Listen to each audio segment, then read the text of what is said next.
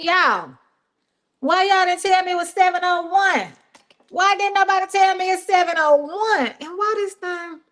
Child, I don't think I had time to figure out what to set it on. Oh, maybe I can set it on this thing. Let's see about this. No, that don't work. Now, of course, we would have to do this right now. Welcome to Beyond the Page. Woo, woo, ooh, ooh. I'm super excited. I'm always excited to be here. I think I done found I just went and got a Kleenex. I think I'm started with a new allergy. Can you get new allergies? Or I think I got a new allergy or something. Welcome to Beyond the Page. It is in the spirit of Sawubona that I welcome you to this space. This space where we are bound together by our oneness, the oneness of our humanity. You know what? I think I might change that for this space. I think in this space we are bound together by the oneness of our divinity. Yeah, that's better. We're bound together by the oneness of our divinity. And we are here to wrestle with our faith. That's the whole point.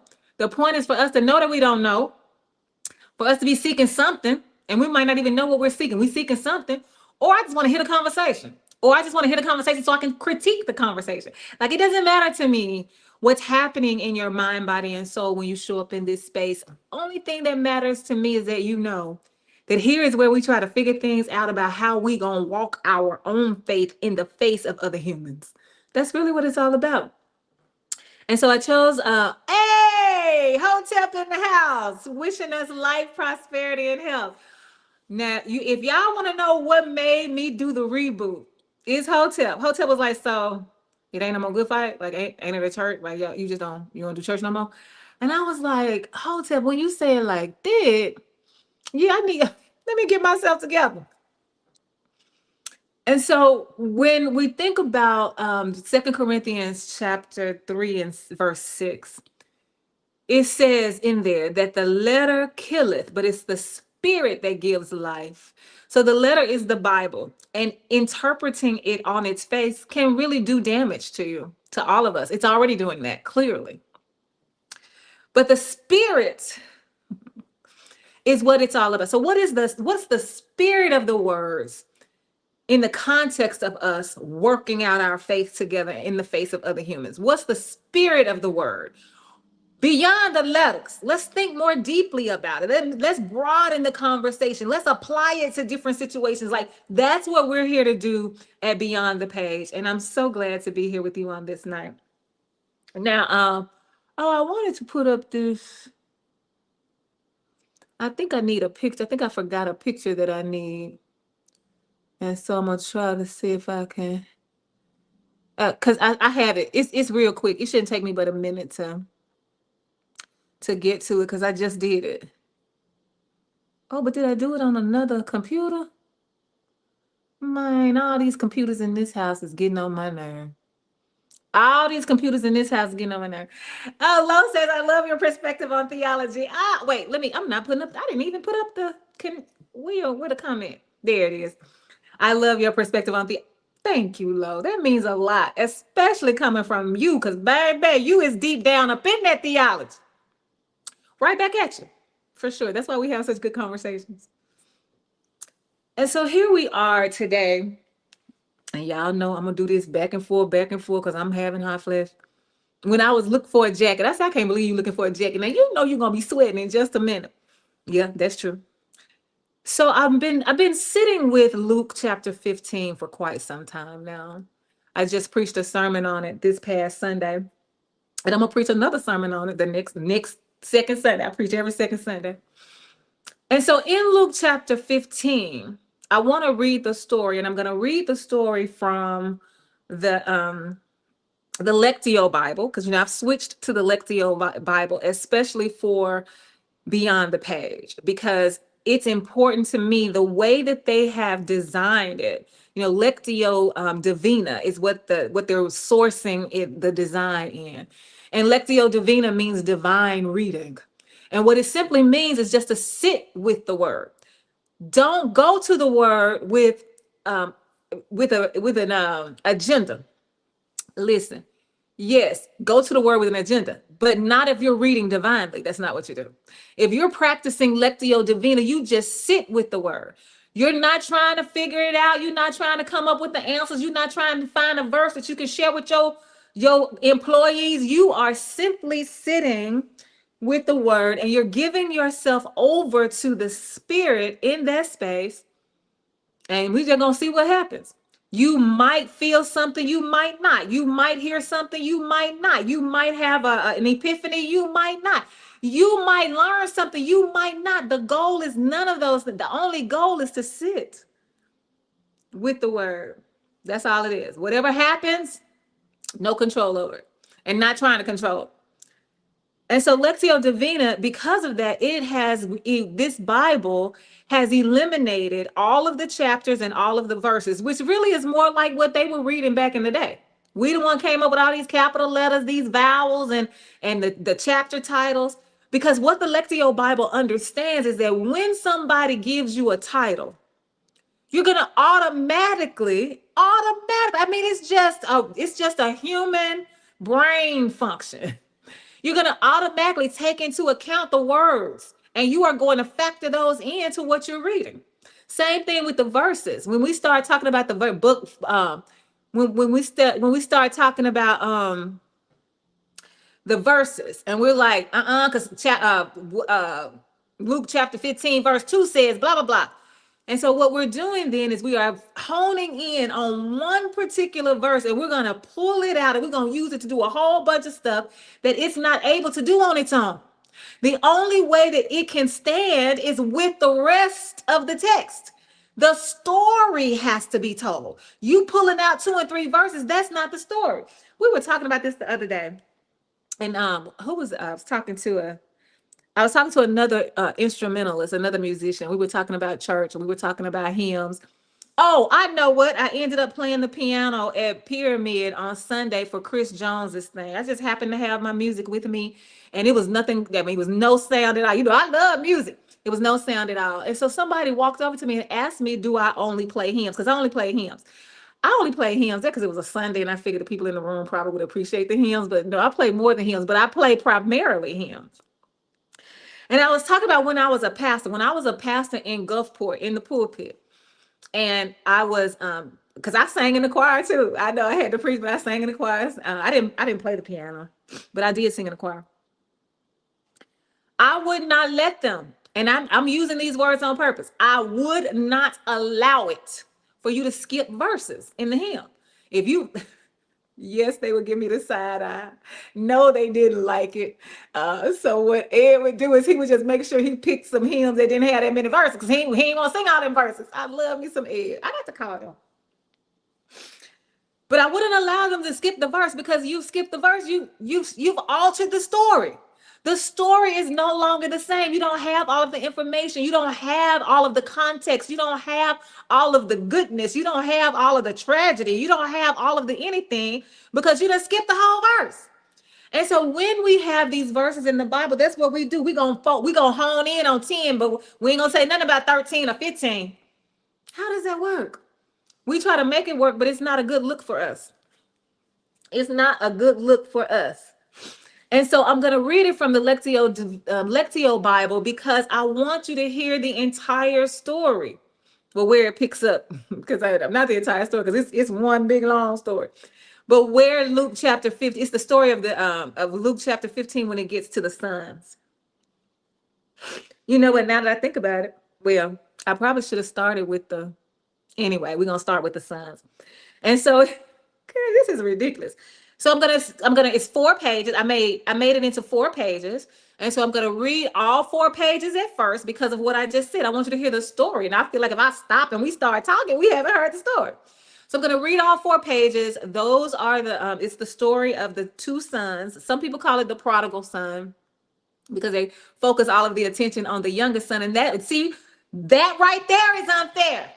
That right there is unfair. The title, The Prodigal Son, as if this is only about the younger son. When this conversation tonight is all about the older son. But when you just read The Prodigal Son, you're only thinking about one aspect of the story. That's exactly what I'm talking about.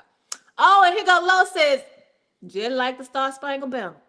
Y'all don't even know verse 3. I think it's verse 3 that's the absolute worst one. Who have you heard sing verse 3 of the Star Spangled Banner? But oh, you need to, because all of these people that's talking about is patriotic, and you need to read it, and you got to say it, and you better stand up. I'm not standing up for that. Read it. That's how we get in trouble. We want to pick and choose to make it sound good, and it's not right. So I'm going to read the story in its entirety, 4 pages, and then I'm going to pause for us to Selah, Selah. We're going to pause and calmly think about this. That's what Selah means. Pause and calmly think about what you just heard. That's what we're going to do.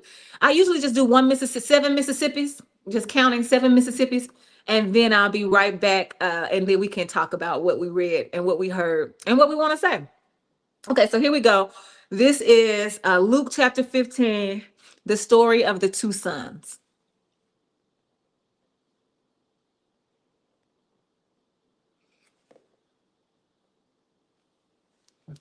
Jesus continued.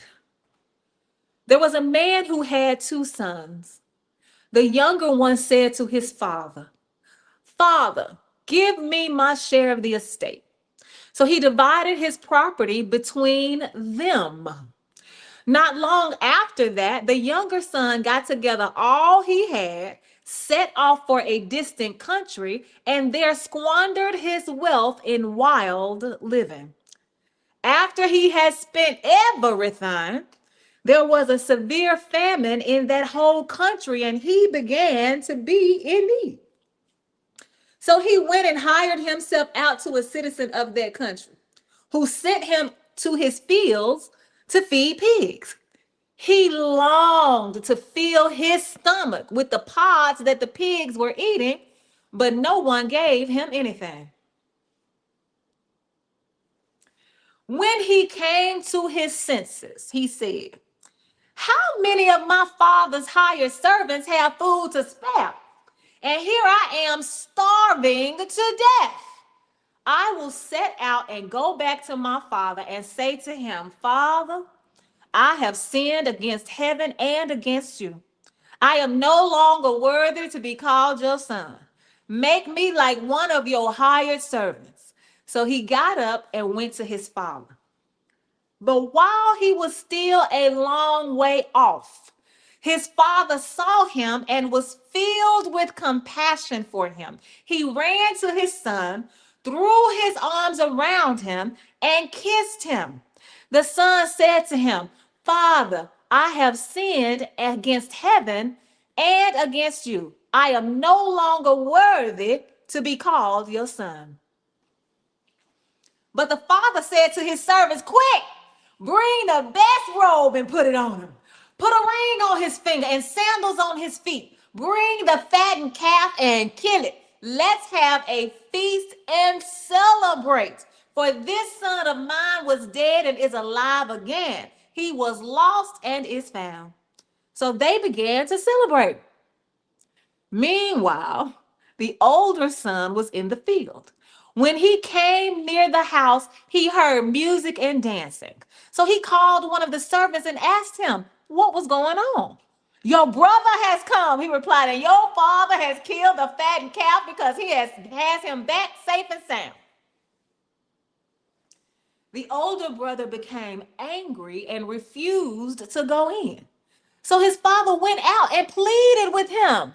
But he answered his father, 'Look, all these years I've been slaving for you and never disobeyed your orders. Yet you never gave me even a young goat so I could celebrate with my friends.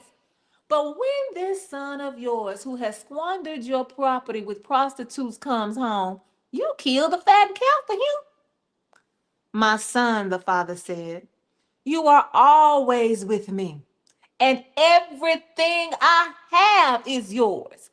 But we had to celebrate and be glad because this brother of yours was dead and is alive again.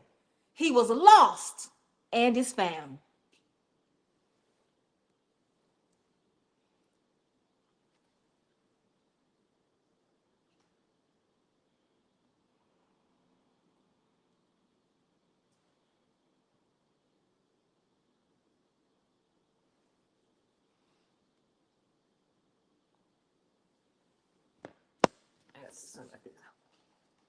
So that's the story I want to talk about.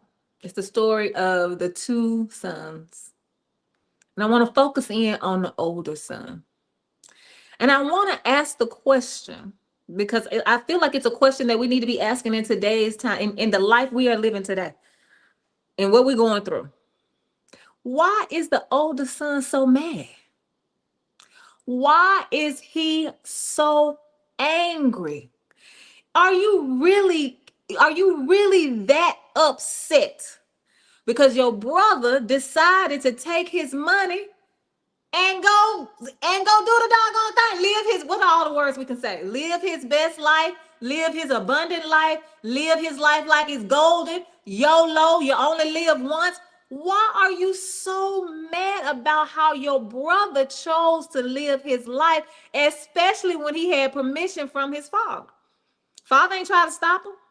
In fact, the father knew he must have wanted to do something with the money for him to ask for it. Let's just be clear about this first. The younger son was wrong in asking his daddy for his money, because basically what he was saying was, I wish you were dead, because if you was dead, I would have my stuff. So let's act like you dead and just give me my stuff. Listen, I can hear some of y'all saying that if he had said that, if I had said that to my daddy, it would have been a problem up in here. And then others of you all are like, he the younger son, that's why he can get away with it.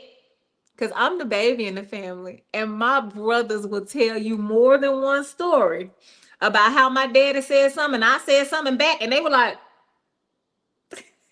waiting on me to get busted in the face or something. And it didn't happen. And they like, what? So my brothers used to get me to ask my daddy everything, because they were like, well, you know he gonna say yes to you. Ask him, can we go to the skating rink? Ask him, can we go get some? Because I was the baby. And so maybe that had something to do with it. But the younger son was like, listen, I'm going to ask for mine. A closed mouth don't get fed. So here's low. Big brother had every right to complain because he did not feel appreciated.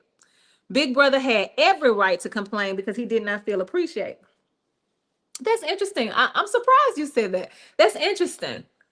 And what surprises me about you saying that, Lo, is because I feel like the way that I experience you is like, there are certain things that are just expected. Like certain things you're just supposed to respect people. Like you're supposed to want to do right. Now I'm not saying respect them if they don't respect you. I'm not saying it. I'm saying, but there are some human traits, human characteristics that come with being human. And so if he is in this relationship with his father that he's been in for however long he's been his father's son, then this is their rhythm. This is what we do. We clean, we work in the fields, we take care of the servants. Like this is what we do. So do I have to say thank you for doing what you're supposed to do? So when you say he's not feeling appreciated because his daddy said, well, I appreciate you. And his daddy might have said that, but he wouldn't even come in the house. We'll get to that part later. But I just told this story Saturday, I think, about my life. I can't remember what the question was, but I remember saying that when I first made straight A's, the first time I made straight A's, I was in middle school. Once I made straight A's in middle school, the expectation was that I was going to make straight A's every, we had 9 weeks in a term at the time. So my daddy, when I first made straight A's, he paid me, baby. He paid me for every one of them A's. And I think I had 6 or 7 of them, baby. That was a good payday.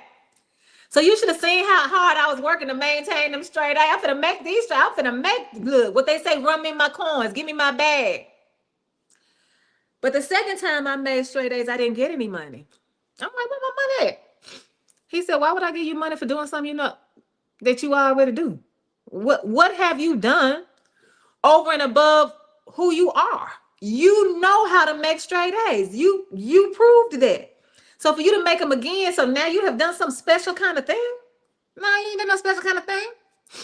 Now, when I made straight A's for the rest of my tenure at middle school, I got another payday. Because it was like, but we do want to honor this. Girl, you did that. You finished out the rest of your tenure in middle school with straight A's. Yes, we're going to celebrate that. But the second time I made it, my daddy was like, that's what we expect you to do. And guess what? When I transferred to Jackson State in 1992, spring 92, guess what I made? Straight A. Guess what I made the second semester? Straight A's. Guess what I made the third semester? Straight A's. But one of them semesters I didn't make straight A's. But it was because one of the professors got mad at me and he took it out on my grades because he knew I was studious. He knew I wanted the A. He knew how to hurt my feelings. He gave me a C. So I ended up graduating college with a 3.8 instead of a 4.0 because he was being petty. I'm talking about petty via population one. But because I didn't get I didn't get the payday like I did, like I thought I was gonna get at first. Until one day the professor circled back and apologized. And when my daddy heard that story, he was like, because he thinking I just didn't that I had just missed my mark. And he was like, well, girl, and I thought you made the C. But when he realized that the other man really did do me wrong, oh yeah, we had a whole celebration around them grades. Like I graduated summa cum. Yeah. And so this brother, this is what he's supposed to do. This is how you, I bet ain't nobody that used to work on the farm. Their dad and mama said, oh my goodness, thank you so much for working in the farm today. We worked the farm. And so I agree that he's probably feeling unappreciated, but why? We don't, why? So I don't know.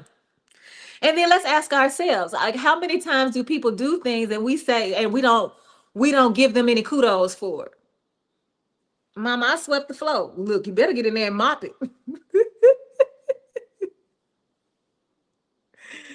So Lo says, take that apology and send it someplace else. It's after the fact. Wait, what apology? Did I say something about an apology? Wait, tell me about the apology. Who did the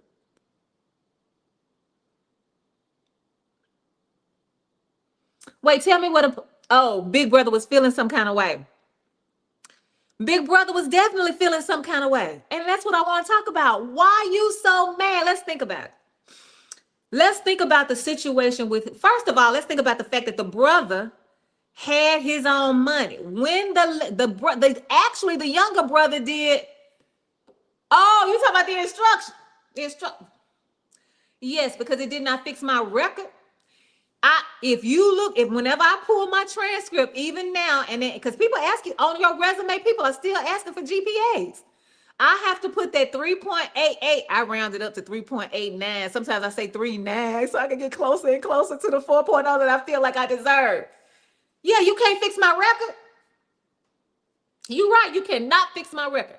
But I did appreciate him for, especially as a black man in the South, to a young woman, black woman, being able, because not very many black men can do that.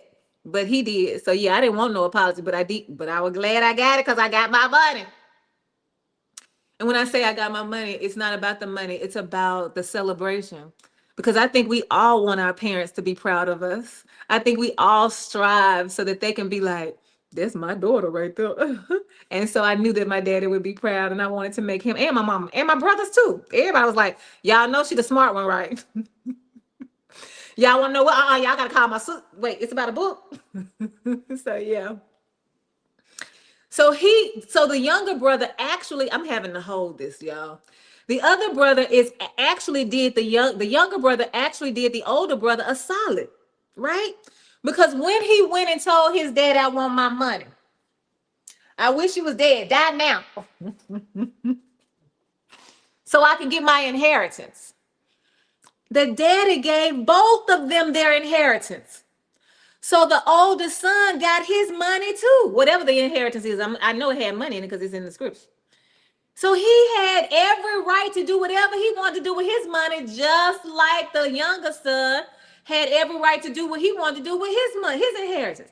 So why you mad when you had the same opportunity? The money is in your hand. The inheritance is in your hand, sir. And so he said, how was it their money? To me, it's the same way that when my mom's energy shifted. when my mom's energy shifted. So when my dad's energy shifted first. So all of what he had been working on as far as wealth management was then belonged to my mom. And so all while my mama was here, all of that money, whatever much, all her money was in her name and couldn't nobody else touch. But once her energy shifted, then those the plan that they had for the money was then me and my brother's plan. It was all written down. Is my daddy is controlling it until it go to my mama and then it go to the children. So it's their it's their money because it's deeded to them, willed to them. It's part of the culture for them. The daddy said it was theirs. Like that's how it was their money. Now this younger son had no right to ask for the money. That's what I'm saying. I'm telling you, like my brothers, when he asked for that money, I'm sure the older brother was like, "Ooh, you finna get up there." But that's not what happened. And so that's my understanding of how it was their money. And so he gets the younger son has the money, the older son has his money too. The younger son, a couple of days later was like, I packed all up and he said, "Deuces, I'm gone." And he went to a whole nother country. Now, y'all, I ain't gonna lie. The first time that I was just kind of in a better headspace after my mom's energy shifted, I went to Rome. I sure did. I packed my stuff up, had my little money in my pocket that I got from my mom and dad, and I went to Rome. I think I stayed 7 days in Rome. Then jumped over to Amsterdam and then jumped over to Berlin. I went traveling. And that's exactly what this younger brother did. He said, "Look, you can stay here if you want to. I'm going to see the world." So Lo says, however, it was not. Yes, you're right. That's the problem. It was not while they were living, Lo says. Exactly. That's why somebody was expecting the younger son to get cussed out, hit, beat, whatever they did back then. But that's not what happened. And so if anything, if we were going to give it a title, I'm trying to get us away from titles, but if we were going to give it a title, we would call it the prodigal God. Because the prodigal God, the father in the story symbolizes God. And so God, the father, by giving all the children, all of their inheritance, that was pretty reckless of him. Because now what? Especially since the younger son has spent all of his, you gave him, okay, what happens now? What happens to your son? And like, what? Like, why would you do that, God? Why would you do that, Daddy? Father? What made you do that? So yes, the younger son had no right to ask for that. It was very disrespectful. And he could have been chastised for it, but he wasn't. He packed his bags and left for another country and was out. Got to another country, and according to the Bible, he engaged in wild living. Now, the Bible does not say anything about what that wild living included. Do y'all remember me reading where it said he did this, and this? Or does it just say wild living? Let's go back and look at it again. Let's read it again.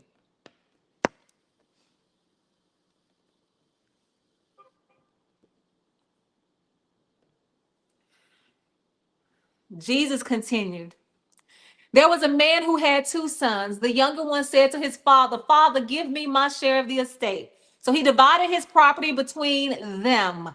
Not long after that, the younger son got all he had, set off for a distant country, and there he squandered his wealth in wild living.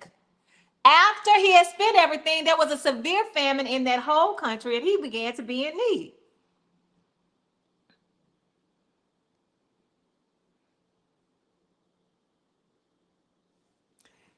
The Bible did not delineate. It doesn't say he spent all his money on alcohol. He spent all his money on gambling. He lost all his money gambling. Doesn't say that he spent his money at a saloon, making sure that he didn't say he got a call girl. It doesn't say any of that. It just says wild living. And so this is another place where the Lectio Bible helps us, because that means that whoever you are, wherever you are, with your own lived experience, you can decide what wild living is to you. Some people think I'm living wildly now because I don't have a TV in my home. Girl, what you mean you ain't got no TV? What your guests gonna do? They better bring some kind of device. So wild living can be whatever you decide to do. And so it's up to you to determine for your life, to set your own parameters, to set your own boundaries for how you want to live as a human. And so what somebody else calls wild, you might not call wild. I don't know what he was doing, but the Bible said it was wild. I consider that mean he was having a good time. That's what it sounded like to me. He was doing the doggone thing. Listen, whatever I want to do, that's what I'm going to do. I don't know. That's how I'm looking at it. So he doesn't say that. So the younger brother goes out of the country, and then he squanders all his wealth, and now he's in need. So let's think about his need, the younger brother. The younger brother, once he no longer had any money, that means he's broke. If you don't have any money, it means you are poor. If you consistently do not have money, that means that you are living in poverty.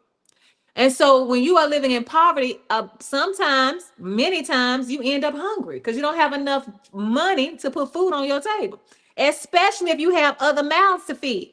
Because parents that I know that are striving to be the best parents for their children, they feed the children first. So even if there's nothing left over, the parent won't eat. They'll just go to bed hungry. Or if it's just a little, I'm trying to say morsel, they'll eat that and enjoy it and not even complain, go on about their business. So the younger son is broke, living in poverty. He's hungry. We know he's hungry because the Bible says that he went and hired himself out and he had to go feed the pigs in the field. So right now we got all kind of problems because this young son is a Jew. He a Jew, and now you over here with some pigs. Like, whoa. That is not how this is supposed to go. But he like, I don't care nothing about what y'all say. I just played a song this morning. It's called No One Coming to Save Me. And in there she says, y'all act like I had a choice about it. I'm trying to survive, but y'all act like I had choices. Man, I was up against the wall. So y'all look, those of you looking at him, shaming him. Oh, I can't believe he's Jewish and he over there with them pigs. This man said, listen, I am trying to survive. I got to get some money some kind of way so I can eat. If only job I can get is out here with these pigs, you best believe I'm finna be out here with these pigs. And he was what? Out there with them pigs. But then he started looking at the food that he was feeding to the pigs. And he like, look, these pigs eating good. I mean, they eating good. They ain't missed a beat. And here I am hungry. So he was so hungry that he really wanted to eat some of those pods that he was feeding to the pig. He wanted to. He wanted to eat slop. That's how hungry he was. But he said nobody would give him anything. Listen to that. Here he is in another country, so he doesn't have community. Here he is with no money, so he's poor, living in poverty. He finally gets a job and is feeding pigs, but he hadn't gotten paid yet because, I don't know. I'm thinking about us. You know how it used to be. I don't know if it's still like this, but it used to be you had to work 2 weeks before you got your first paycheck. So he got a job, but has he worked long enough to get a paycheck? So he ain't got no money. So he said, I want to eat. I'm hungry. I want to eat what they eat, but nobody. So that means even in his state of destitution, would nobody even help him? Don't we penalize the hungry like that now? We were just talking about this. I think it was today. I'm getting my days mixed up. I think it was today. Now they got the SNAP benefits where they done cut off the Coke and the juice if it's not 50% juice. And I'm like, so these people are going through all of this. This young man in this Bible is hungry. He is lonely. He is away from home. He's living in poverty. He just got a job, but he ain't making no money. And what we call in Arkansas, Alice. I think you could call it this all across the world, but I know we're using it in Alice. I'm not sure if they're using it in other states. It's an acronym: Asset Limited Income Constrained Employed. Asset Limited Income Constrained Employed. These are people who are working every day and still can't make ends meet. And so here this man is trying to work to feed himself. He ain't asking nobody else. He like James Brown. I ain't asking you to do it. I can do it for myself. Just open the door. And they won't even give him any food from the pigs. And I know they won't give it to him because he said nobody did. How does he know it? Nobody will give him anything. He must have asked That's how he know they won't give it to him, because he asked for some. And they said no. That's not any different from what we are doing right now. People are living in all kinds of precarious situations with no health care, underemployed, unemployed, poor. The housing, oh my goodness. We don't have the law of habitability here. So it could be raining in your house and you still got to pay that rent. Or else go to jail where you got to pay fees. They wouldn't even give him that. So think about his situation: poverty, unemployment, hungry, alone, destitute. Here go, love. What you say? I'm trying to get. That reminds me of Peter's dream when God told him to rise, slay, and eat. Rise, slay, and eat. Rise, slay, and eat. Ooh, that might preach. I might be able to do something with that, low. Them 3 words. Rise, slay, and eat. Ooh, think about that in the world of social justice. If God is talking to those of us who are non-white and say, you need to raise up against all these systems and you need to slay, you need to dismantle them, and then you'll be able to eat. You'll be able to eat the food of liberation. Baby, I think I can preach that, low. I just might. Thank you. So now, the son finally comes. Look, all the situations he in, it finally dawns on him that even his father's servants eat better than he eating right now, because he ain't eating. But he said, my daddy's servants have food to spare. So the daddy doesn't treat them servants. So we think about servants. Sometimes we consider that to be a person who works for somebody. And then when you think about the system of enslavement, you're like, yeah, it's the responsibility of the person who the servants serve to make sure that they eat. But what did we do in the system of enslavement? We gave you slop. But that's why when people try to say slavery was in the Bible. No, there was a form of slavery in the Bible, yes. But don't try to act like you gonna give America a pass because you see slavery in the Bible. The kind of stuff we was doing in America, that is nowhere near. Did you hear me say that this man's servants had more food than they needed? They had food to spare. Tell me a story about chattel enslavement where the people who were enslaved had food to spare. So here's love. What he told Peter was what I created. How dare that you call it unclean? What he told Peter was that what I create. Oh, okay, yeah. I get it now, because they were saying that you shouldn't be eating the food of the eating pigs because pigs are not clean and all that. But everything that God created is good. And then when God created humans, God said the only time God said it was very good was when God created us. So yeah, ain't nothing unclean coming from the Lord.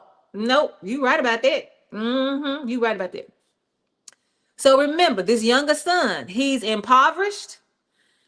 He's unemployed. He doesn't have any community. He's homeless. All of that, all the things. And he goes home. And he rehearsing his speech that he gonna give. And he telling his dad, I know I done sinned against you. I'm a sinner. All this stuff. I'm just a sinner saved by grace. His dad ain't studying none of that. His dad ain't say, yeah, you a sinner. Come here. Where you been? The daddy took off running to meet him. Wrapped his arms around his son. Hugged him, and kissed him.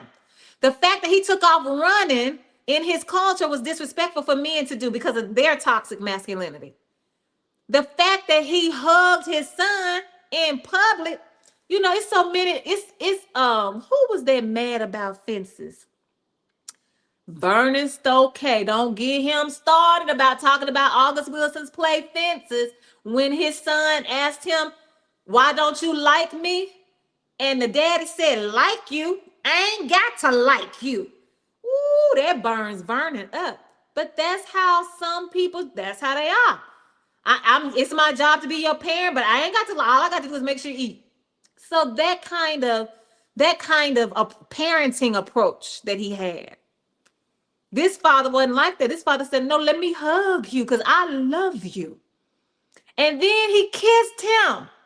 How many black men do you know are kissing their sons? Now, I don't know what white people do. I don't know. I think they're probably more affectionate in that way. But remember, there's no absolutes. I'm not saying that every white. Of course, I would never say that. Of course, not every. There are no absolutes. I'm painting with a broad brush here. But he kissed him. And then he told the servant, listen, go get that fatty calf. Go get the best robe and put it on him. Because, he probably looked a mess. I just thought about that. The younger son probably looked a mess because he done had a hard time getting home. I didn't know how he got home. He done probably begged, borrowed, and stolen to try to get home because he in a whole nother country. He said, get that fatty calf, put that ring on his finger, put them shoes on them sandals on his feet. Look, we finna celebrate. Celebrate good times. Come on. Dun, dun, dun, dun, dun, dun, dun, dun. But the older brother said, what? He on the outside looking in. What? They were like, girl, he heard the music and dancing. He said, what's going on? They said, child, your brother home and your daddy throwing the party, baby. We having a party. He said, we having a what? Wouldn't even go in there. I'm talking about he mad. He is livid. He is absolutely upset. How dare you throw him a party? So the daddy finds out that he's not there. And he goes and says, wait, look how good this daddy is. Now, many fathers would have said, okay, he don't want to come in. He ain't got to come in. He stay out there. I don't care. We finna party. But this daddy said, oh, no, let me go. Wait a minute. What's going on with my other son, my firstborn son? Talk to me. What's up? So the son is mad. Says, you ain't never gay. I've been slaving. We need to stop using that word so loosely. How you the son that just got a whole inheritance and you talking about you was slaving. You ain't slaving. He said, I have been here with you all this time. I've been slaving for you and I have never disobeyed you and you ain't never killed no young goat for me. You ain't never let me celebrate with my friends. But now this son of yours who was out here with these prostitutes, he home and he was doing all this wild living and he home and you gonna give him a whole party? The daddy says, wait a minute. Everything that I have is yours.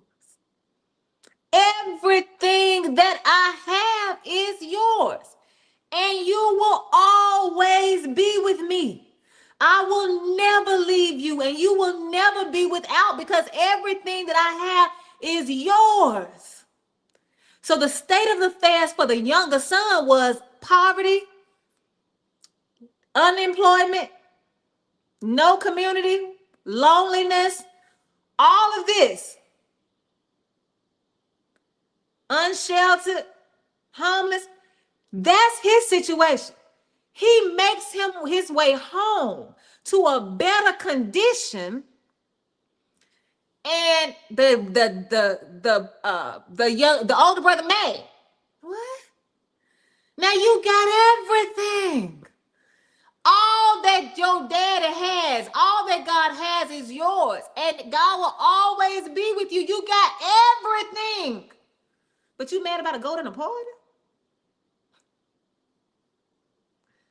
What else is there for you to want? A goat and a party? And so when I look around at the state of affairs here in the world, especially when we're dealing with the system of white inhumanity, you got all these white angry men. What else is there for you you got everything. And I'm talking about the ones that's running around here talking about I'm not talking about I'm not talking about white people who are in the condition that the younger son was in. Obviously, that's not what I'm talking about. Let me see what Lo is saying right here. Big brother was in his feelings about being slighted. Lo, I'm just not agreeing with you tonight. Who slighted him? How was he slighted? Because he didn't get no young goat and no calf? I mean, young goat is the calf. Because he didn't get no young goat in a party? So his daddy slighted him to the point that he is so upset he got to throw a temper tantrum? What? You got, look, right now in this moment, the big brother has money. He has wealth. He rich because he has the inheritance. He did not spend his inheritance. So you got everything and you got money. All you got to do is live your life. But you're choosing not to live your life, but you're mad because your brother living his own life. Lo said his ego. Okay, well then don't blame his ego on the daddy now. Don't blame the ego on the daddy talking about he got slighted. No, that's your ego. Because you are not tapped into your divinity. See, all of us have an ego, and for those of us who are striving to be divine, more and more divine, we got to get rid of the ego because both of them can not coexist. And so the brother, you need to work on your divinity. And so the daddy says, son, listen, we have to celebrate because your brother, I don't know if he called, did he say your brother? Because now that I think about it, that's important to me on a different level, but I don't have to figure it out tonight, but I do need to figure it out for something else. He said, we had to, he was lost, but now he was found. He was blind, but now he can see. Is that what this word? Let's read it again. No, that's not what it said. The older brother became angry and refused to go in. So his father went out and pleaded with him. But he answered his father. Look, look, it's got an exclamation point. So he upset. He raising his voice as dad. Look, all these years I've been slaving for you and never disobeyed your orders. Yet you never gave me even a young goat so I could celebrate with my friends. But when this son of yours who has squandered your property with prostitutes comes home, you kill the fattened calf for him. My son, the father said, you are always with me and everything I have is yours. But we had to celebrate and be glad because this brother of yours was dead and is alive again. He was lost and is found. So let's think about that. What would make the daddy say he was dead? Think about it. What would make the daddy say he was dead? Because of the conditions he was in. Can't nobody enjoy life when you don't know where your next meal is coming from. Can't nobody enjoy life when they don't know whether or not they're gonna have a roof over their head. Can't nobody enjoy life when they have no community around them, no one to make them feel seen. No, but that's not a lot. You're not alive.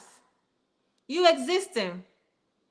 But you are not, the blood is not pumping like it ought to. You ought to be excited every day. He said he was dead, but now he's alive. He was lost, but now he's found. And so basically what the daddy is saying, he's been saved. Now that he's back home, he's been saved. But notice what saves the younger brother. It ain't the fact that because remember, the daddy did not even let him get through with the conversation about being no sinner. So the daddy ain't received nothing about no sinner. He ain't called his son no sinner. He ain't responded to him saying as a matter of fact, he ignored that. He ain't even deal with it. You ain't no sinner. When he saw his son coming, he took off running because he saw his son coming. He saw what did you say? The gift of his loins. And he ran out to meet him. So then salvation must mean something else. And it absolutely does. It means that now that he's back home, where he has resources and community and family and opportunities, the trajectory of his life is about to change. That's what it means to save, folks. That's what it means. Don't tell nobody you can't have no coke because we trying to save you from health disease when you over here won't give them no health care. Stop lying. But now that he is back home where he belongs, now that he's in a situation that's going to nurture him, now that he's in a situation that's going to allow him to be human, he's been saved. And so that's what Lectio, the Bible, allows us to do. It allows us to stop with all this nonsense that we talking about, because we keep rehearsing this stuff that we done heard somebody say in Romans 10 and 9, that if thou confess with thy mouth the Lord Jesus and believe in thine heart that God raised him in the dead, then thou shalt be saved. And then you keep reading in verse 13, and whosoever shall call on the name of the Lord shall be saved. That's what they say. That is not salvation. That's not what it means for us today. Not at all. The question before us now is, how do we become the saviors? Because just like in this story, the Father, it represents God. In all of the stories that our siblings in this world are telling about the fact that they are in this situation, it's our responsibility. We symbolize God. We symbolize God. It is our job to save them, which means it's our job to change the trajectory of their lives. And how do we do that? First of all, we got to dismantle these systems. But in order to dismantle the system, you got to get out of it. You got to divest as much as absolutely humanly possible. You might not be able to divest all the way until it gets dismantled, but you can do some stuff.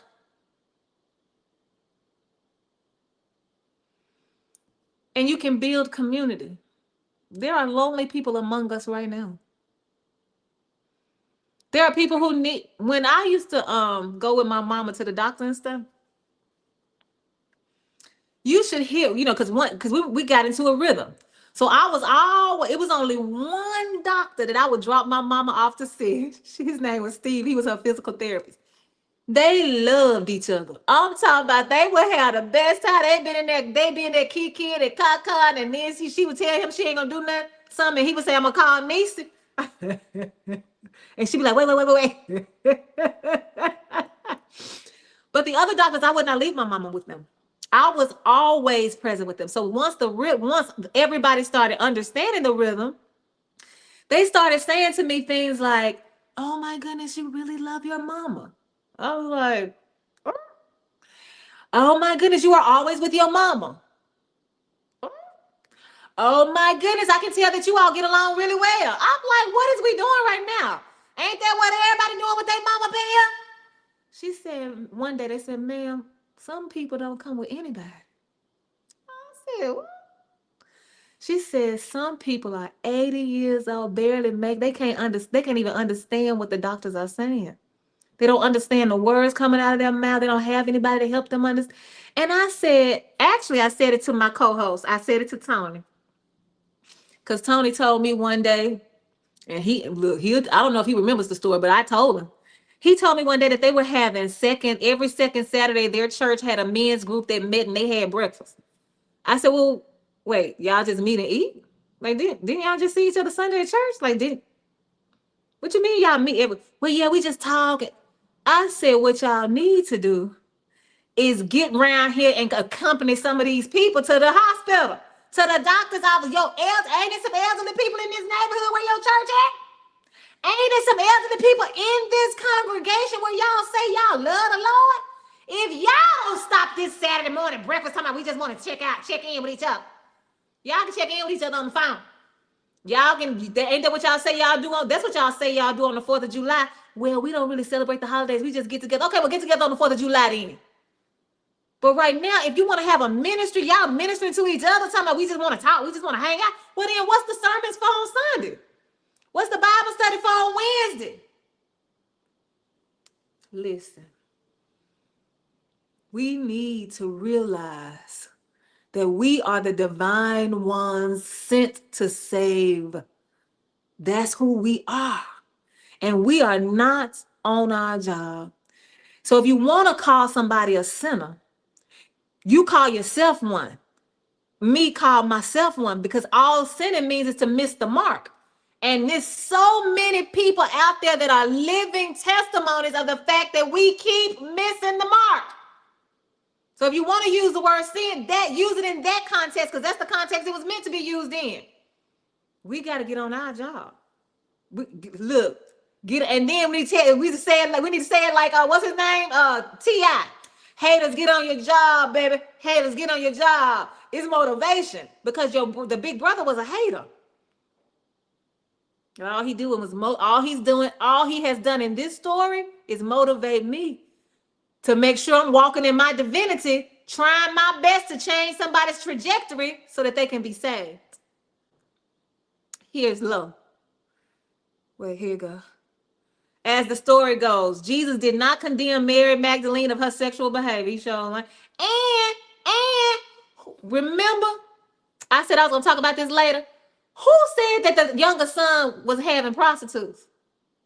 Didn't nobody say that but the older brother. They said while living, they didn't say he was with no prostitutes. How the older brother know he with prostitutes? Because maybe that's what you would have done. Because you wish you had your money, so you could have been out there with the problem. That's the problem. And so he didn't say that. But even if that's what the younger son was doing, daddy didn't care about that. I don't care who he done slept with. I don't care about his sexuality. I don't care about his gender identity. This is my son whom I love. We're going to celebrate him.